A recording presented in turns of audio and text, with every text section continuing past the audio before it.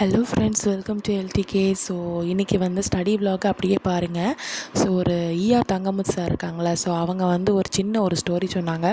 ஒரு கல்லில் வந்து நிறைய ஒரு லிட்டர் தண்ணி வந்து அப்படியே விழுதான். ஸோ மொத்தமாக விழும்போது அந்த கல்லில் வந்து எந்த தண்ணியும் தேங்காமல் அப்படியே எல்லா தண்ணியும் கீழே விழுந்துட்டான். 1 2 வேணால் அப்படியே தேங்கி இருந்துச்சான். ஸோ அதே மாதிரி சொட்டு சொட்டா இன்னொரு இது எடுத்துக்கிட்டிங்கன்னா, சொட்டு சொட்டா வந்து அந்த பாறையில் வந்து தண்ணி வந்து விழுதான்.